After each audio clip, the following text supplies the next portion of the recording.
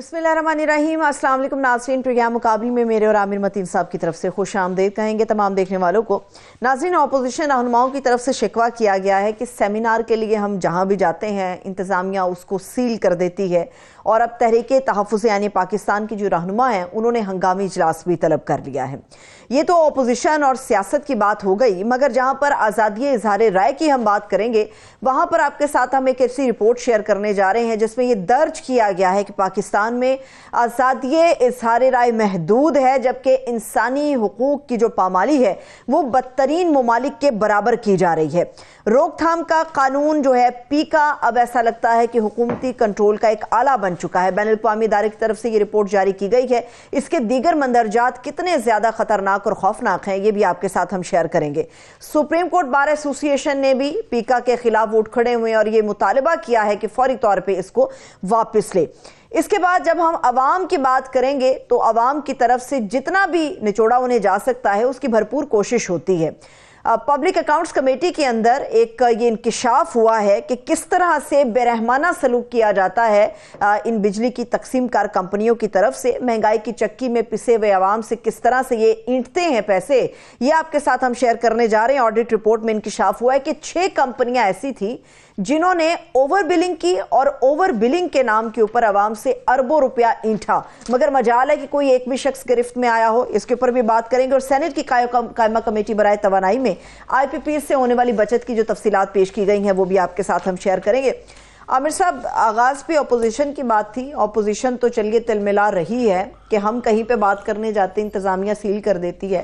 یہ صرف اپوزیشن کا معاملہ نہیں ہے، یہاں پر تو کسی کو بات کی اجازت نہیں ہے، صحافیوں کو اجازت نہیں ہے، پبلک کو اجازت نہیں ہے، کوئی بھی بندہ بات کرے گا گرفت میں آ جائے گا۔ اور یہ جو کچھ پیکا کے حوالے سے ہو رہا ہے یہ کسی بھی آزاد ملک میں ایسا نہیں ہوتا۔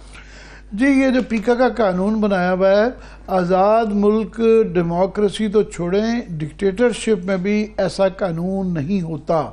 ہمارے یہاں مارشل رہے ہوئے ہیں، یہاں پہ مشرف کا رہا ہوا ہے، ضیاء کا رہا ہوا ہے، ایوب کا رہا ہوا ہے، یا کا رہا ہوا ہے۔ سینسرشپس ہوتی تھی اور بڑے طریقے بنائے جاتے تھے، مگر اس طرح کا ایک صفاق بیوقوفانہ قسم کا مضغہ خیز قانون ہے کہ جناب آپ کے گھر کے لگائے ہوئے جج جو ہیں وہ آپ کے گھر کا ہی بنایا ہوا ایک سسٹم وہ کیا ہوا ہے، انہوں نے ڈیفائن کرنا ہے کہ قومی سلامتی کیا ہے۔ کسی بھی سول ملٹری بیوروکریٹ کے متعلق، کسی بھی ممبر آف پارلیمنٹ کے متعلق، کسی بھی فیصلے پالیسی کے متعلق جو ہے وہ فیصلہ کر کے آپ کو 3 سال کی قید کے اندر بھیج دیں گے، اور جب تک آپ کی سپریم کورٹ میں سنوائی ہوگی، جب تک سنوائی ہوگی 1-2 سال تو ویسے ہی بڑے آرام سے گزر جائیں گے۔ تو یہ آف کورس بالکل بھی اس کو مانا ہی نہیں جا سکتا، اور ہماری تمام تنظیمیں جو ہیں صحافیوں کی وہ یکتا ہے، پر یہ صرف صحافیوں کے لیے نہیں ہے، اس کے اندر سوشل میڈیا بھی آتا ہے، اور اس کے لیے سٹیزنز عوام آتے ہیں کہ کوئی بھی شخص جو ہے آزادی اظہار کا کچھ بھی کہے تو اس کو اس کے ذریعے دھرا جا سکتا ہے۔ اور پاکستان میں ایک طریقہ کار ہے کہ پولیس جو ہے ان کو اس طرح کے یا بلاسفیمی یا اس طرح کے کچھ مقدمات چاہیے ہوتے ہیں، کسی کو بھی جی آپ نے جو ہے اس سے فون چھینا جا سکتا ہے، واٹس ایپ اس کا چیک کیا جا سکتا ہے، اور کسی نے آپس میں بھی مطلب بھائی بہن، ماں باپ، ماما چاچا، کسی نے آپس میں بھی کچھ ایکسچینج کیا ہو، ایسا میٹیریل جو ہے عذرائے مذاق بھی کیا ہو، کوئی لطیفہ بھی شیئر کیا ہو، تو اس کو بھی یہ بنایا جا سکتا ہے کیس کہ آپ نے کسی کی جو ہے توہین کی ہے۔ سو یہ اس طرح یہ بالکل، اس لیے وہ ہماری پروٹیسٹ میڈیا کی چاری تھی۔ ہمیں یہ یقین دہانی حکومت بار بار کروا رہی ہے کہ نہیں، ہم اس کے اوپر جو ہے وہ غور کر رہے ہیں اور اس کو شاید ہم درست کر دیں گے، واپس لے لیں گے، مگر ابھی تک وہ فیصلہ نہیں ہوا۔ لیٹسٹ یہ ہے کہ پہلے ہی اس کو ایمنسٹی نے، human rights commission of Pakistan اور کئی جو انٹرنیشنل ادارے ہیں وہ اس کی مذمت کر چکے ہیں کہ یہ ایک بہت ہی کالا قانون ہے۔ اب لیٹسٹ جو ہے یہ ایک وائٹ پیپر چھاپا ہے، digital governance and rights in South Asia and the path forward. یہ ٹیک گلوبل انسٹیٹیوٹ ہے، بڑا معتبر ادارہ ہے، کافی اور اداروں کے کوآپریشن کے ساتھ انہوں نے یہ رپورٹ چھاپی ہے۔ یہ بڑے ہی خوفناک قسم کے اس کے اندر جو ہے مندرجات ہیں، میں کچھ پڑھ دیتا ہوں، آپ بھی میری مدد فرما دیجئے گا کہ اس کے اندر جو ہے انہوں نے کہا کہ پاکستان میں آزادی اظہار پر قدغن حکومت مخالف مفاد کو گستاخی قرار دیا جا رہا ہے. مطلب حکومت کی جو تنقید بھی ہے, جو ایک پازیٹیو تنقید بھی ہے یا ایک اچھی انٹینٹ کے ساتھ بھی ہے, وہ گستاخی ہوگی. پاکستان نے انٹرنیٹ کے حوالے سے ٹیکنو اتھارٹی حکمت عملی اختیار کر رکھی ہے. قابل اعتراض مواد کے خلاف حکومتی کریک ڈاؤن اور متعدد ڈیجیٹل پلیٹ فارمز پہلے ہی بند کیے جا چکے ہیں.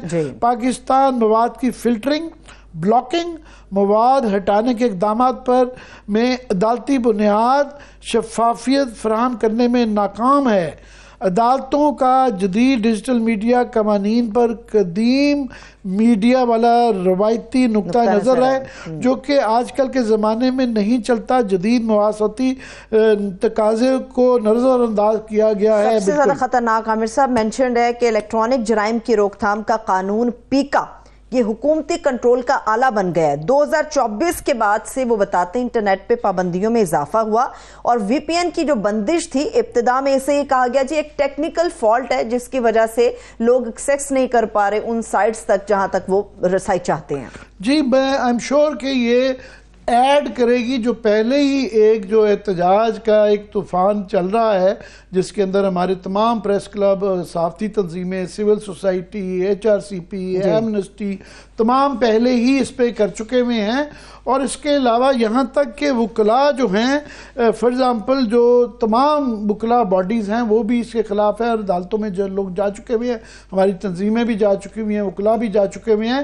سپریم کورٹ بار ایسوسی ایشن جو ہے وہ 26ویں آئینی ترمیم کی حمایت کرتی ہے اور یہ بڑا افسوسناک پہلو ہے اس کا. مگر انہوں نے بھی, ہمارے صحافتی نمائندے ان سے ملے ہیں اور انہوں نے بھی کل ایک پریس ریلیز کی ہے کہ جناب یہ جو قانون ہے یہ کالا قانون ہے اور یہ بنیادی حقوق کے خلاف ہے. آرٹیکل 10, آرٹیکل 4, 5, 10 کافی سارے انہوں نے کہا جی بنیادی حقوق کی جو آئین کی شکیں ہیں ان کے یہ متقاضی ہے, منافی ہے. تو اس کو بالکل انہوں نے بھی ہمارے پلڑے کے اندر یہ اپنا وزن ڈال دیا ہے. تو پرابلم یہ ہے کہ یہ عدالتیں جو ہے نا ہماری سپریم کورٹ میں بھی یہ جا چکا ہے مگر سندھ ہائی کورٹ میں یہ ایک پٹیشن ڈالی گئی تھی, انہوں نے اس کو آئینی عدالت کی طرف بھیج دیا. وہ اس کی آج ایک پیروی ہوئی ہے اور یہ بڑی مضحکہ خیز ہے کہ اس کے متعلق جو آج کارروائی کی گئی ہے. تو جج صاحب نے کہا کہ جی سماعت ہوئی تو یہ تو آئینی بینچ کا کیس ہے, درخواستیں آئینی بینچ کو بھجوا دیں. یہ قائم مقام chief justice Sindh high court chief justice Junaid Ghaffar صاحب, ہمارا یہی ایک خدشہ تھا کہ جو قائم مقام چیف جسٹس لگائے گئے ہیں ان سے اپنی مرضی کا, حالانکہ یہی سندھ ہائی کورٹ پہلے ایک فیصلہ دے چکی بھی ہے کہ عام عدالتیں بھی یہ فیصلہ کر سکتی ہیں کوئی چیز آئینی ہے یا نہیں ہے. آئینی بینچ میں لے جانے کا مقصد ہوتا ہے کھوڈے لائن کرنا. بالکل. اگر آپ عامر صاحب اجازت دیں اپنے مہمان کا بھی میں تعارف کرا دوں, سینئر صحافی اور تجزیہ کار مظہر عباس صاحب ہمارے ساتھ موجود ہیں. سر بہت شکریہ آپ کے وقت کے لیے. پیکا ایکٹ سے حوالے سے جی مظہر عباس صاحب, کیونکہ یہ کوئی کئی دہائیوں سے ہم بھی ان کے سولجرز رہے ہوئے ہیں, انہوں نے ہمیشہ ٹریڈ یونینزم بھی کیا ہے اور یہ لیڈ کیے ہیں ہماری اس طرح کی موومنٹس. پہلے تو مظہر آپ کو بہت مبارک ہو, آپ کی کتاب جرنی تھرو کیوس وہ بھی آ چکی ہوئی ہے اور کافی سارے اس کے میں ٹاپکس دیکھ رہا تھا, چیپٹرز جو ہیں وہ سارے ہی آزادی اظہار سے ریلیٹڈ بھی ہیں. تو یہ ابھی لیٹسٹ جو رپورٹ آئی ہے اور اس کے ساتھ کیونکہ حال ہی میں آپ کی حکومت سے بھی ملاقاتیں ہوتی رہی ہیں اور بھی باقی سول سوسائٹی کے, تو ہمیں یہ یقین دہانی کرائی گئی تھی کہ اعظم تارڑ صاحب نے بھی کہا تھا کہ ہم اس کے اوپر غور کر رہے ہیں کہ شاید اس کو واپس لے لیں. ابھی لیٹسٹ سچویشن کیا ہے؟ شکریہ عامر اور ثروت. دیکھیے لیٹسٹ سچویشن تو یہ ہے کہ میرا خیال ہے یہ بالکل واپس نہیں لے رہے, شاید خاصے بے بس بھی نظر آ رہے ہیں. پرائیویٹلی بات کریں ان سے تو ان کو اندازہ ہوتا ہے, یہ کافی حد تک ہم سے ایگری بھی کرتے ہیں. یہ جس طرح کا قانون لے کر آ رہے ہیں یہ کل ان کو خود ہرٹ کرے گا اور یہ ہم ماضی میں بھی دیکھتے رہے ہیں. ماضی میں بھی جن لوگ ہیں, کیونکہ یہ 2016 سے پیکا ہے, اب اس کی شکلیں بدلتی رہتی ہیں. 2016 میں جو ایکٹ بنا تھا, پھر 2021 میں جب عمران خان صاحب کی حکومت تھی تو پریزیڈنشل آرڈیننس کے ذریعے اس کو نافذ کیا جا رہا تھا, پاکستان میڈیا ڈیولپمنٹ اتھارٹی, اور اب 2025 میں یہ انہوں نے جو ہے وہ ایکٹ جو لے کر آئے ہیں وہ بہت انہیسٹ ہے. ابھی جو Pakistan federal union of journalist کی بائی اینول ڈیلیگیٹس میٹنگ تھی وچ از دا سپریم فورم, انہوں نے اس کو کمپلیٹلی ریجیکٹ کیا, اور صرف ایسے ہی ریجیکٹ نہیں کیا, انہیں باقاعدہ طور پہ ہم یہ پوری پریزنٹیشن سب کو بھیجیں گے, صرف گورنمنٹ کو ہی نہیں باقیوں کو بھی بھیجیں گے کہ یہ قانون اگر لاگو ہوتا ہے تو پھر آپ بھول جائیں کہ اس ملک میں صحافت ہوگی, پھر آپ بھول جائیں کہ اس ملک میں کسی کے کیونکہ یہ قانون جو ہے یہ صرف جرنلسٹوں کے لیے نہیں لایا جا رہا, یہ ہر اس شخص کے لیے لایا جا رہا ہے جو اپنی رائے کا اظہار کر سکتا ہے.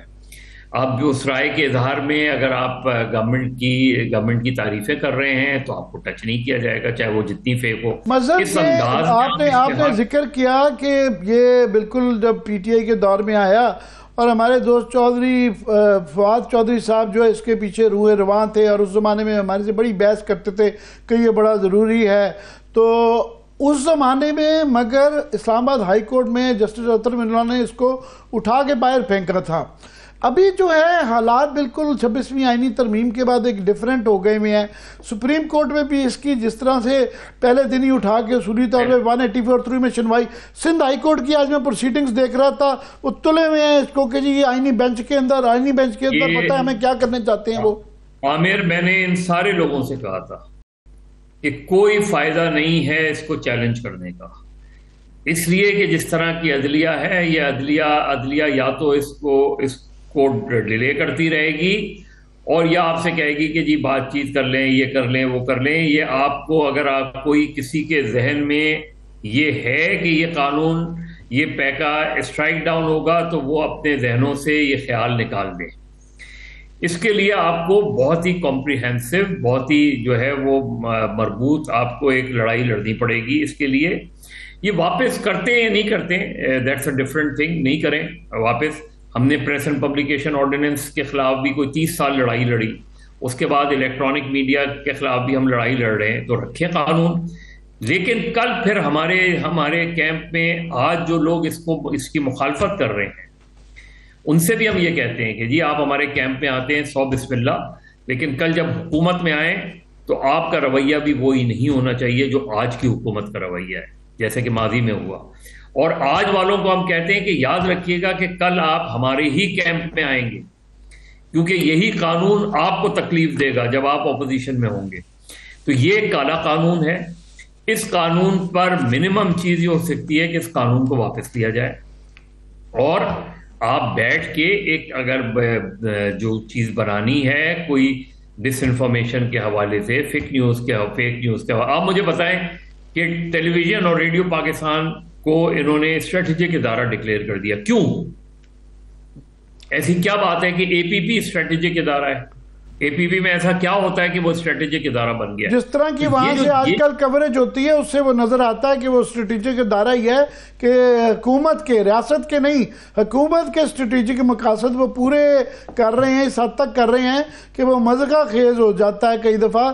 کہ یہ حال ہی میں جو ٹرکی پریزیڈنٹ نے آ کے جب وہ انہوں نے ذکر کر دیا, عامر جو قانون میڈیا کے حوالے سے کرمنلائز ایکٹ کے طور پہ سامنے آئے, وہ دنیا میں کوئی ایک مثال بتا دیں, اعظم نذیر تاڑر صاحب بتا دیں, عطا تاڑر صاحب بتا دیں, اور کوئی بتا دیں مسلم لیگ کا, کہ دنیا میں کون سا میڈیا کے حوالے سے قانون ہے جو کرمنل جو ہے وہ ایکٹ کے تحت آتا ہے.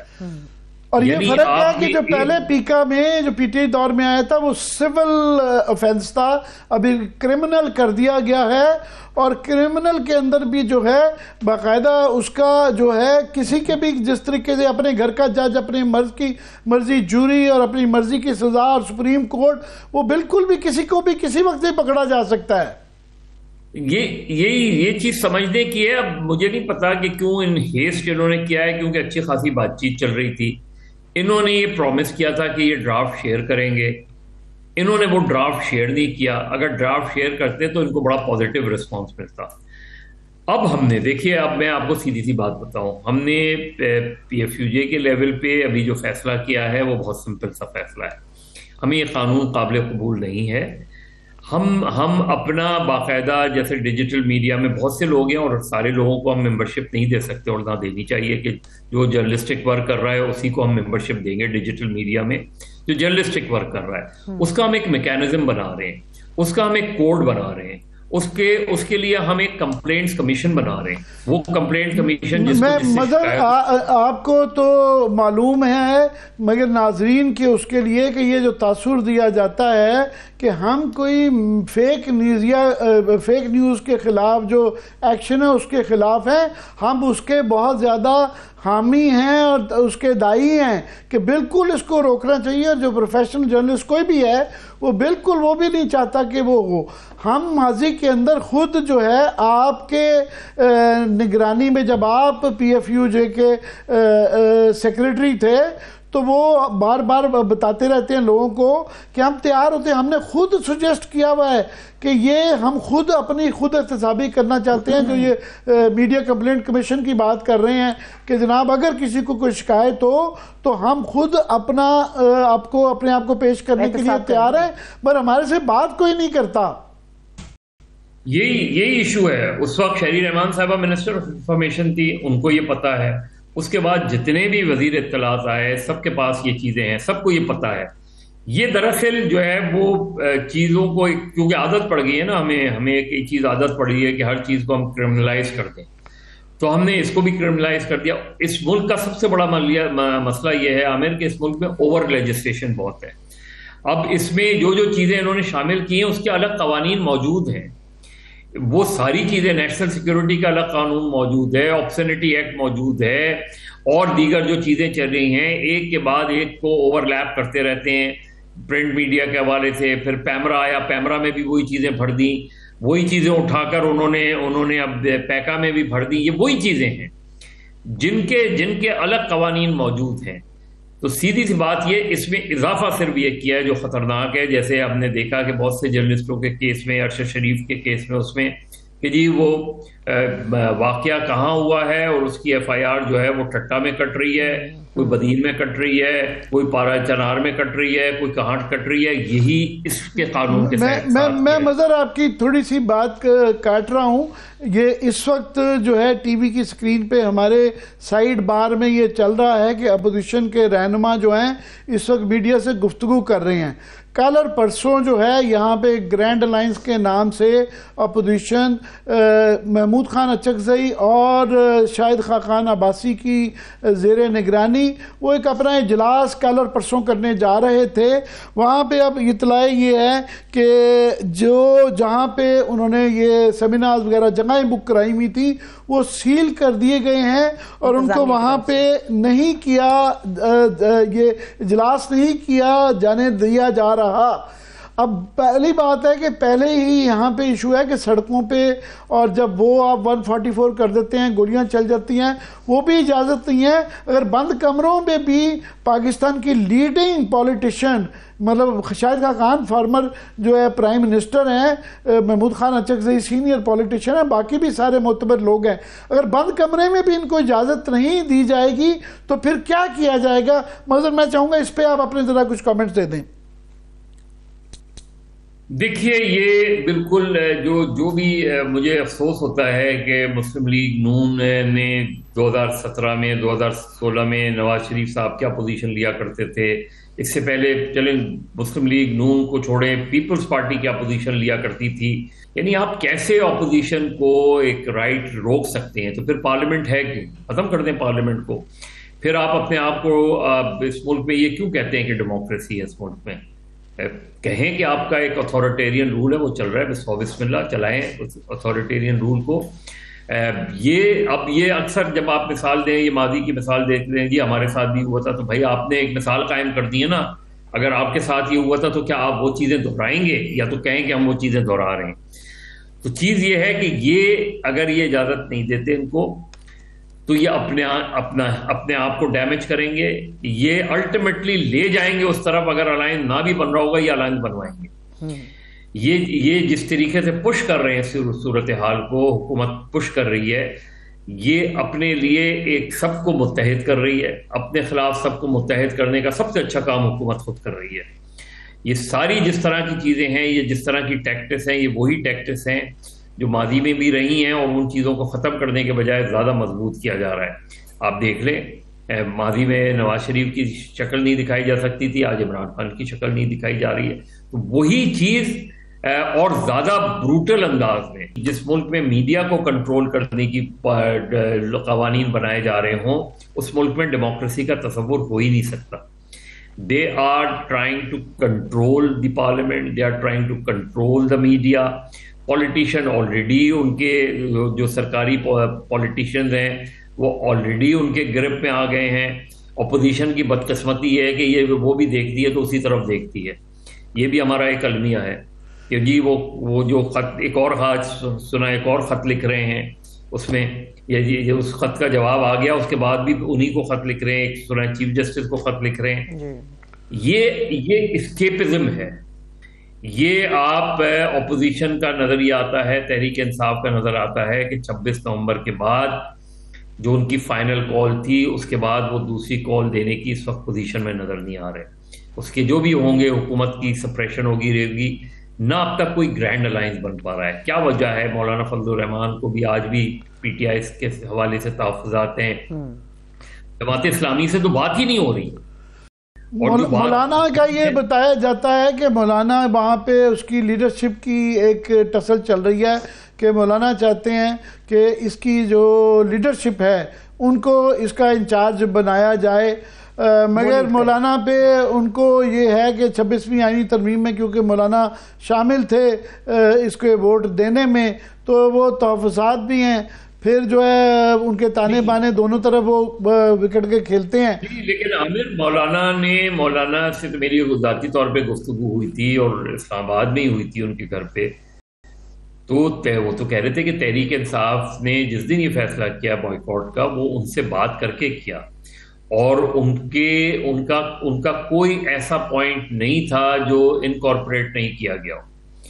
وہ کہتے ہیں وہ تو تحریک انصاف کے لیڈرز، وہ تو عمران خان صاحب نے منع کر دیا، عمران خان صاحب کا، اور انہوں نے ان کو جو وفد گیا تھا مولانا سے ملنے، اس وقت سے کو دیکھتے ہوئے مولانا نے یہی کہا تھا کہ ٹھیک ہے اگر آپ لوگ سمجھ رہے ہیں، حالانکہ وہ ان کے بقول، مولانا کے بقول، کہ کوئی ایک پوائنٹ نہیں تھا، اور میں نے انہوں نے یہ کہا کہ میں نے ان سے پوچھا کہ یہ بتائیں کہ کون سا ایسا پوائنٹ ہے جو آپ نے کہا اور میں نے مگر مظہر اس وقت مولانا کا بھی یہ کہنا تھا کہ وہ جو ان کو شروع میں ڈرافٹ دکھایا گیا تھا اور جو بل پھر بعد میں پیش کیا گیا وہ بالکل مختلف تھا، وہاں 3 قسم کے ڈرافٹ چل رہے تھے، تو وہ بہرحال اس کے اندر مولانا جس طرح مرضی جسٹیفائی کر لیں، 26ویں آئینی ترمیم کا جو فائنل ڈرافٹ تھا اس میں انہوں نے ووٹ دیا، اب اس کو جسٹیفائی جس طرح مرضی کرتے رہے، وہ میرا خیال بڑی مشکل ہے۔ وہ جسٹیفائیڈ یہ نہیں کر رہے، دیکھیے وہ یہ کہہ رہے ہیں کہ تحریک انصاف کا بتا دیں کہ تحریک انصاف نے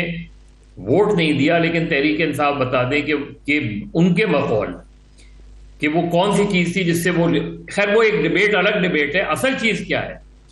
اصل چیز یہ کہ اپوزیشن کا الائنس نہیں بن پا رہا۔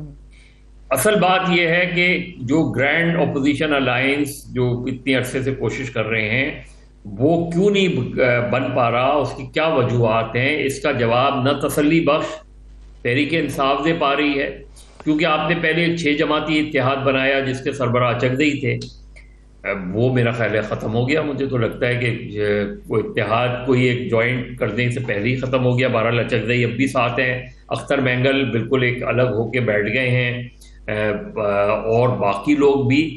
تو اصل چیلنج جو اس وقت تحریک انصاف کا ہے، ملک کی سب سے بڑی جماعت ہے، مگر مظہر یہ اگر جس طرح آپ کہہ رہے ہیں کہ دہی بھی بن پا رہے گا اور یہ مشکل کام ہے، شاید اس کا کوئی نتیجہ نہ نکلے، مگر یہ حکومت بنوا کے چھوڑے گی کہ اگر کچھ اس میں جان نہیں تھی اور ان کے اختلافات تھے تو کیا عرض تھا کہ ان کو کل جو ہے اکٹھا بیٹھ کے اپنے سیمینار بند کرنے پہ کر دی جائے۔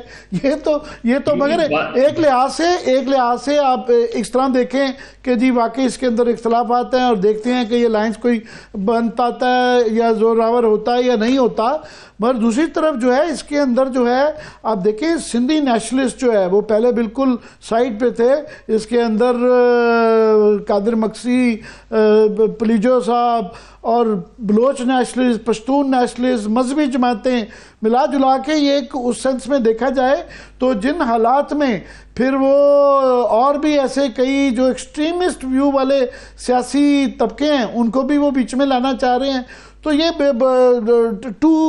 دو دھاری تلوار لگتی ہے کئی دفعہ۔ دیکھیں وہی میں نے شروع میں ہی بات کی تھی کہ حکومت کی ٹیکٹکس کی وجہ سے اتحاد نہ بھی بن رہا ہو تو وہ بنوا دیں گے اتحاد۔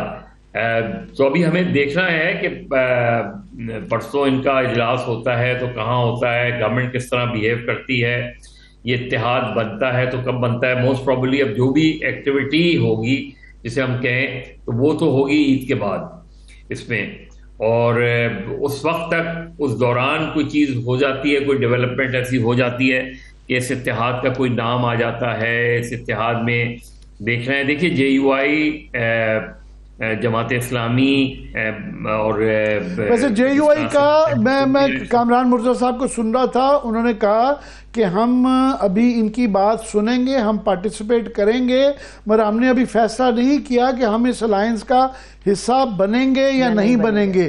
شاہد خاقان عباسی صاحب کا بھی یہی کہنا ہے کہ یہ ابھی الائنس نہیں ہے، ابھی فی الحال ہم بن سکتا ہے الائنس، مگر فی الحال ہم یہ آپس میں ایک ڈسکشن ہے تو، اور یہ کل سے وہ کرنا چاہ رہے تھے، مگر نہ کر روک کے تو کوئی تک نہیں سمجھ آتی کہ آپ نہ صحافیوں کے اوپر قدغنیں، پولیٹیشنوں کے اوپر، وکلاء کے اوپر کوئی طبقہ رہ نہیں گیا کہ کسی جگہ بیٹھ کے گھر میں بھی بات کر سکیں۔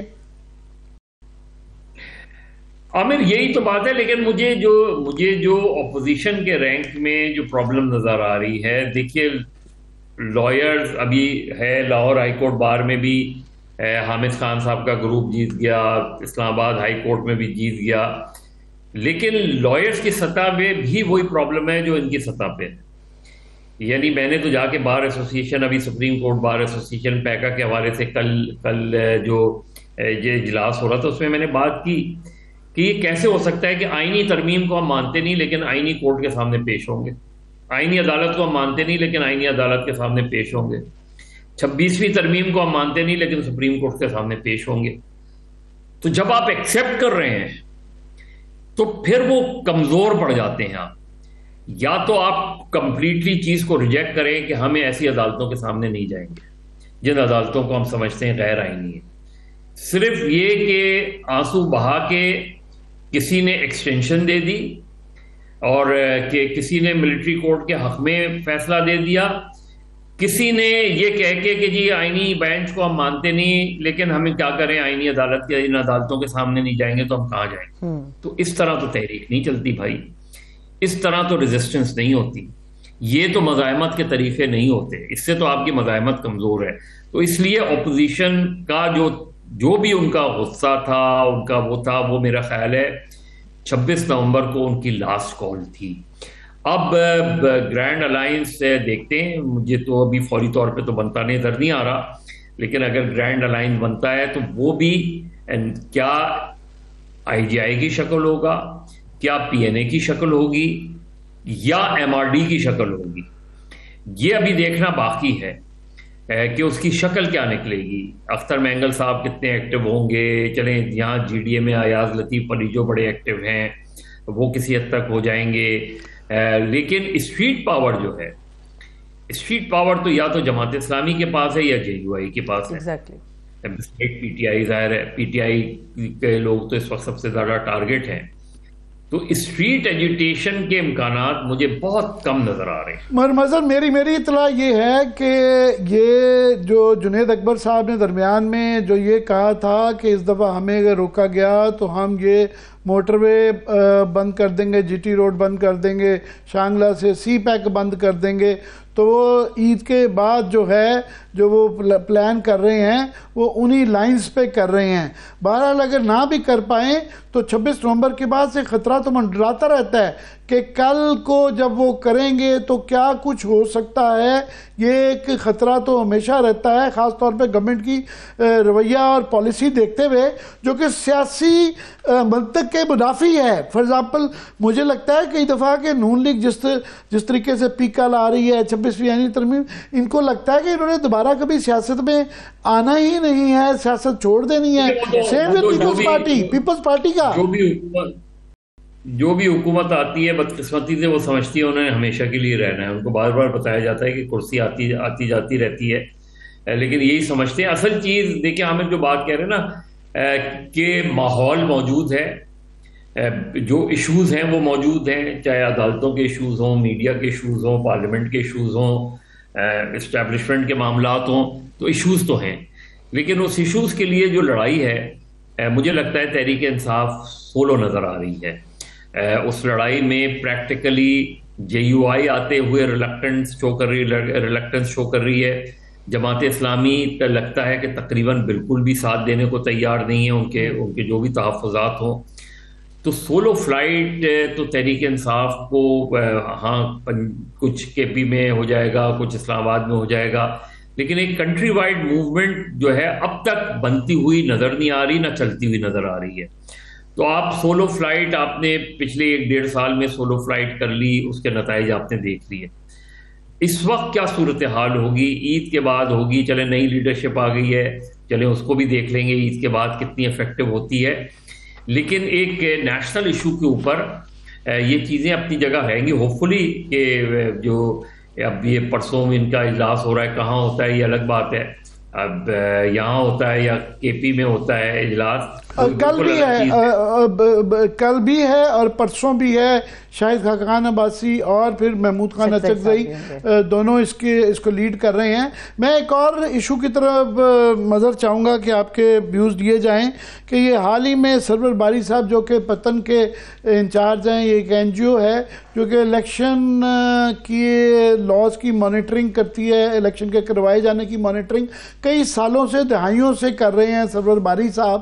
اور انہوں نے حال ہی میں اپنی کچھ رپورٹس چھاپی جو کہ فافن بھی چھاپتا رہا، اور وہ باتیں تھی جو آپ اور ہم بھی کرتے رہے، سارا میڈیا کرتا رہا، کہ جس کے اندر انہوں نے الیکشن کے کمیشن کی جو ویب سائٹ پہ جو چیزیں ڈاکیومنٹس پڑھی پی ہیں اس پہ بیسڈ جو ہے کچھ رپورٹس تھی جو کہ کافی وہ ایک بڑی مضحکہ خیز قسم کی تھی، خاص طور پہ نواز شریف صاحب کے حلقے کی، کہ جو ہے نیشنل اسمبلی اور فار ایگزامپل صوبائی اسمبلی کے اندر 33% ووٹ جو ہے نا نیشنل اسمبلی میں کی کانسٹیٹوینسی میں زیادہ پڑ رہے ہیں، صوبے میں کم پڑ رہے ہیں. پھر کئی پولنگ سٹیشن پہ 110%، 100% سے بھی زیادہ ووٹنگ ہوئی. تو بجائے اس کے کہ اس کے خلاف وہ کوئی حکومت یا پی ٹی آئی یا نواز شریف صاحب یہ کہتے کہ یہ غلط ہے یا عدالت میں جاتے، ان کا گھر جو ہے حال ہی میں دفتر بھی غالباً جو ہے سیل کر دیا گیا، اور بہانہ یہ بنایا گیا کہ جناب ان کو 2019 میں ڈی لسٹ کر دیا گیا. تو اس وجہ سے کیا گیا، 6 سال تک کسی کو خیال نہیں آیا. اور سرور باری صاحب کا کہنا ہے کہ وہ جو ہے ان کو اس چیز کا کوئی نوٹس بھی نہیں ملا. اگر پروڈیوسر صاحب وہ دکھا سکیں کہ ہمارے پروگرام میں وہ کیا کہتے رہے ہیں جو اتنا برا جس کا منایا گیا. نواز شریف صاحب کے حلقے میں این اے 130 کے اندر نتائج کے تحت ٹرن آؤٹ 102% تھا، اور زیادہ ٹرن آؤٹ والے قومی حلقوں کے متعلق صوبائی حلقوں میں اوسط ٹرن آؤٹ 40% تھا. قومی اسمبلی کے 70 حلقوں کے 421 پولنگ اسٹیشنوں میں 0 یا 50 سے بھی کم ووٹ پڑے. یہ پہلی دفعہ ہمیں نظر آیا ہے کہ این اے 130، این اے 128، این اے 28 پشاور اور اس کے علاوہ کراچی کی بہت ساری جو قومی اسمبلی کی سیٹیں ہیں وہاں پر قومی اسمبلی اور صوبائی اسمبلی کے ٹرن آؤٹ میں زمین آسمان کا فرق ہے، اور وہ الیکشن کمیشن کی ویب سائٹ کے اوپر پڑے ہیں. یہ سب چیزیں ہم اپنی طرف سے نہیں کر رہے. لاہور میں این اے 130 کو اور 128 کی مثال ہم دے رہے ہیں کہ وہاں پر قومی اسمبلی میں جو ٹرن آؤٹ ہے وہ 80% سے لے 102% ہے، اور انہی پولنگ اسٹیشنوں میں ٹرن آؤٹ صوبائی اسمبلی کا 41% ہے. اس میں وہ بتا بھی رہے سب کچھ الیکشن کمیشن آف پاکستان کی مگر میسج کا کوئی جواب نہیں دے رہا. میسنجر کو جو ہے نا انہوں نے ٹھوک دیا ہے. यही इस मुल्क में सिर्फ यही इनके साथ ही नहीं हुआ, जैसे सिंध में मुर्तज़ा जतोई के साथ हुआ है, उनको भी इसी तरह के एक किसी केस में, क्योंकि केसेस तो बड़े बनते रहते हैं।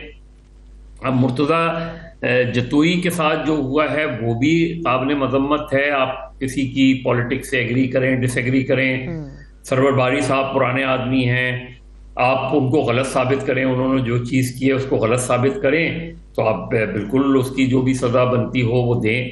लेकिन ये जो टैक्टिस है ना, घर सील कर देना, दफ्तर सील कर देना, इस तरह की चीज़ें हैं, ये बहुत ही छोटे जहन करते हैं। ये किसी भी तरीके से जो है उसको जमहूरी रवैया नहीं कहा जा सकता। ये वही गैर जमहूरी सोच हैं, जहनियतें हैं, जिसका ये बदकिस्मती से हुक्मरान अपने ज़माने में शिकार रहे हैं, आज ये दूसरों को शिकार कर रहे हैं। तो ये इनको मदद नहीं करेगी, ये इनको नुकसान पहुंचाएगी। और मैंने जिस तरह शुरू में कहा कि ये नुकसान उसी सूरत में होता है कि आप एक को दीवार से लगाते हैं, फिर वो और लोग उसके साथ आ जाते हैं और मिलते मिलते एक काफिला बन जाता है।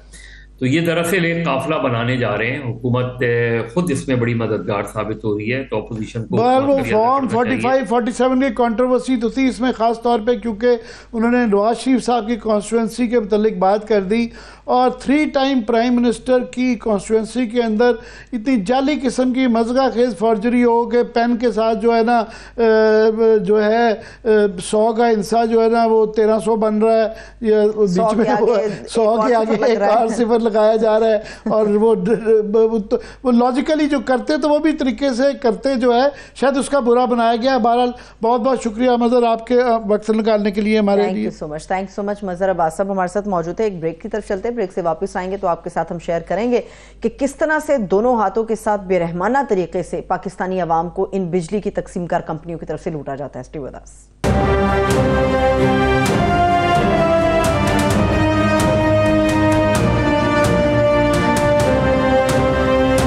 ब्रेक के बाद एक मरतबा फिर से खुशामदेद कहेंगे तमाम देखने वालों को।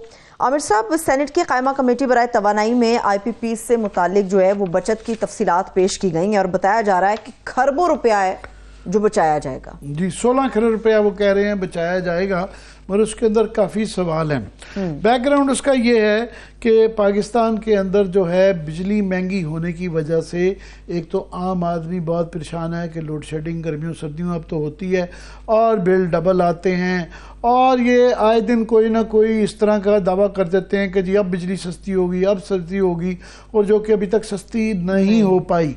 और एक प्रेस कॉन्फ्रेंस की जाती है जिसके अंदर लगारी साहब बैठे तो वैसे लगारी होते हैं, साथ में मोहम्मद अली साहब पहले PTI गवर्नमेंट में रिपोर्ट उन्होंने लिखी थी, अब उन्होंने शामिल बाजा कर लिया, अब वो अपनी ही रिपोर्ट के खिलाफ खुद बातें कर रहे होते हैं, और साथ भी पूरा जो लटरम पटरम साथ में टीम बिठाई होती है, मगर वो दावे झूठे हैं बड़े ज़्यादा, उनके ऊपर बड़े सवालात हैं।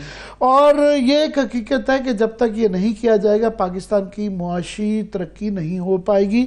ये आज की खबर मेरे सामने पड़ी हुई है कि एप्टमा में और पाकिस्तान टेक्सटाइल मिल्स एसोसिएशन की, जो कि सबसे बड़ी पाकिस्तान की टेक्सटाइल की तंजीम है, उनके चेयरमैन कामरान राशिद साहब ने ये कहा है कि जनाब हमारी इस वक्त 100 से ज़्यादा टेक्सटाइल यूनिट बंद हो गए हैं और वो जो है 40% पैदावार कम हो चुकी है।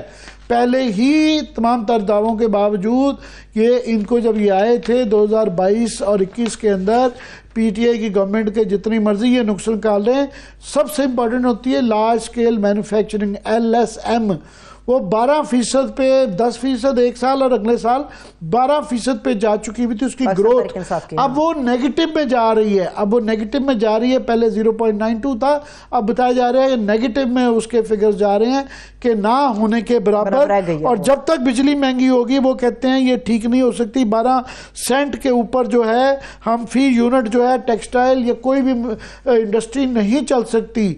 हमारे मुकाबले में जो हमारे कंपैरेटर्स हैं इंडिया बांग्लादेश वगैरह, कोई आधी कीमत पे कोई 1/3 कीमत पे चल रहा है, इस पे जो है नहीं। साथ में वो कहते हैं کہ 135% کا فیصد ٹیکس ادا کر رہے ہیں اور مہنگی بجلی کے ساتھ یہ غیر مسابقتی ہو چکی ہے, یہ انڈسٹری نہیں چل سکتی.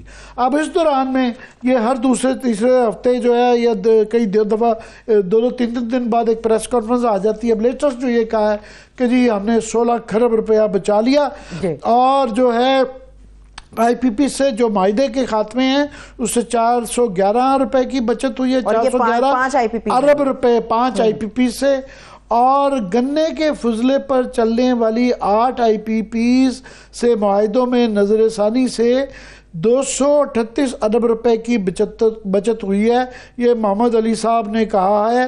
یہ یاد رہے کہ یہ خبر ہم نے کی تھی, ہم نے خبر بریک کی تھی. رانا کمل صاحب جو ہے ہمارے ایگزیکٹو پروڈیوسر صاحب, یہ ساری اس کی ڈیٹیلز لے کے آئے تھے. گنے کی پھوک پر چلنے والی 8 آئی پی پیز میں وزیر اعظم شہباز کے صاحبزادے کی چنیوٹ پاور بھی شامل ہے, اور نظر ثانی شدہ معاہدے کے بعد سلمان شہباز کی چنیوٹ پاور سے 75 ارب 41 کروڑ روپے کی بچت ہوئی. یعنی کہ یہ پہلے ان کو یہ اضافی رقم دی جا رہی تھی, اور یہ جو ٹوٹل اب سیونگ بتائی جا رہی ہے کہ 8 جو ہے گیس آئی پی پیز کے جو معاہدے ہوئے ہیں, تو جو ٹوٹل بتایا جا رہا ہے کہ 238 ارب روپے بچے ہیں, اس میں سے 75 ارب روپیہ سلمان شہباز صاحب کی اس سے کئی سالوں سے 75 ارب روپے کی بچت ہوئی ہے, جو کہ کئی سالوں سے یہ پیسہ بنایا جا رہا تھا. اور یہ کیا اس کے اندر 26 ارب روپے فار ایگزامپل فیول کاسٹ کے کمپوننٹ میں لیے جا رہے تھے. یہ اس کی جو آپریشن اینڈ مینجمنٹ ہے اس کا بل بھی ہم دے رہے تھے, کیپیسٹی پیمنٹ میں جا رہی تھی. ان کی بجلی ان کے ہی کارخانوں میں استعمال ہو رہی ہے, اور گنے کے پھوک میں سے جوس نکال کے چینی بنا لیتے تھے, اور پھوک سے ایندھن, اور اس کی قیمت جو لے رہے تھے وہ مہنگے ترین امپورٹڈ کول جو ساؤتھ افریقہ کا تھا اس کی قیمت کے برابر کئی سالوں سے. اور یہ فیصلے جو کیے گئے تھے وہ الحمدللہ تایا جان نے, جب وہ وزیر اعظم تھے نواز شریف صاحب نے, وہ کیے گئے تھے. ایک تو یہ ہے. اب سوال اس پہ بے تحاشا ہیں. ایک تو یہ کہ یہ جو ہمیں بتایا جاتا ہے کہ جناب اتنے کھرب روپے بچا لیے, اس میں جو ہے جو 411 روپے جو ہم نے 411 ارب روپے جو ٹرمینیشن آف 5 آئی پی پی سے بچائے ہیں, اس میں بتایا جا رہا ہے کہ تقریباً 350 کا جو سود تھا وہ ان کو معاف کر دیا. تو وہ معاف کر دیا, وہ مطلب ہے کہ وہ یا زرداری خاندان کے ملے جلے تانے بانے ان سے ملتے ہیں, ان کی یا ان کے دوستوں کی یا رشتہ داروں کی ملے ہیں, تو انہوں نے کہا 350 ارب کا جو سود ہے وہ معاف کر دیں, اور اس دوران میں وہ اس پیسے سے وہ کماتے رہے, کرتے رہے. عامر صاحب 300 ارب کے واجبات معاف کیے جا رہے ہیں, اور 100 ارب تو پہلے ہی معاف کیا جا چکا ہے. 100 ارب روپیہ ان کو دے دیا گیا کہ یہ بس لے لیں اور ختم کریں اس کو. اور ساتھ میں انہوں نے جو آرگومنٹس دیے, محمد علی صاحب نے پہلے یہ report the P T I کے دور میں کہ یہ بہت بڑی چوری پکڑی ہے, اور اب ان کو ٹیم کا شامل کر لیا. اب وہ خود کیا فرما رہے ہیں, انہوں نے کہا جی یہ اصل میں نا ہمارے پاس جو ہیں یہ ایکسپرٹیز بھی نہیں ہے. ہمارا یہ کلیم رہا ہمیشہ, ہمارا یہ رہا. ہمارے ساتھ کچھ عرصے کے لیے گور اعجاز صاحب بھی آئے تھے, اب وہ تھوڑے سے خاموش ہو گئے ہیں, انہیں خاموش کروا دیا گیا کہ یہ فارنزک آڈٹ, وہ سپریم کورٹ میں گئے ہوئے ہیں, سپریم کورٹ بھی ٹیک اپ نہیں کر رہا کیونکہ بہت بہت بڑی مچھلیاں اس کے اندر شامل ہیں. فارنزک آڈٹ کروائیں تاکہ یہ پتہ چلے کہ یہ فراڈولنٹ تھے, یہ فراڈولنٹ تھے. مگر وہ کہتے ہیں یہ نہیں کروائے جا سکتے کیونکہ پیسہ زیادہ لگتا ہے. پیسہ کتنا زیادہ ہے کہ 22 ملین 2 کروڑ روپے یا 2.25 کروڑ روپے چاہیے. گور اعجاز صاحب ہمارے ٹی وی پروگرام میں کہہ چکے ہوئے ہیں کہ یہ پیسہ میں دینے کے لیے تیار ہوں. 22 کھرب روپیہ وہ سالانہ لیتے ہیں اس کے لیے, مگر وہ 2 کروڑ روپیہ فورنزک کا نہیں وہ کیسے جی دے سکتے. انہوں نے کہا جی یہ میں کروا دیتا ہوں. دوسرا وہ مان رہے ہیں کہ ہاں جی بالکل یہ چوری کر رہے تھے, فیول ایفیشنسی بھی, فیول کے اندر بھی چوری ہو رہی تھی, ایفیشنسی سٹینڈرڈز میں بھی یہ گڑبڑ کر رہے ہیں. بڑی تفصیل سے گفتگو کرنے کی ضرورت ہے, یہ کوئی چھوٹی موٹی چیز نہیں ہے, اس کے اندر بہت بڑے بڑے لوگ کر نہیں رہے, اوپر سے جھوٹے ہمیں روز بیوقوف بنا دیتے ہیں. اتنی بچت کر لی ہے. عوام کو جو ہے ابھی تک بلوں کے اندر یہ جو 4 روپے کہہ رہے ہیں اس کا بھی فرق نہیں پڑا, وہ سستا پیٹرول ہونے کی وجہ سے ہوا ہے. بہت شکریہ, تھینکس سو مچ عامر صاحب. دیکھنے والوں کا شکریہ, اجازت دیجیے, اپنا خیال رکھیے, خدا حافظ.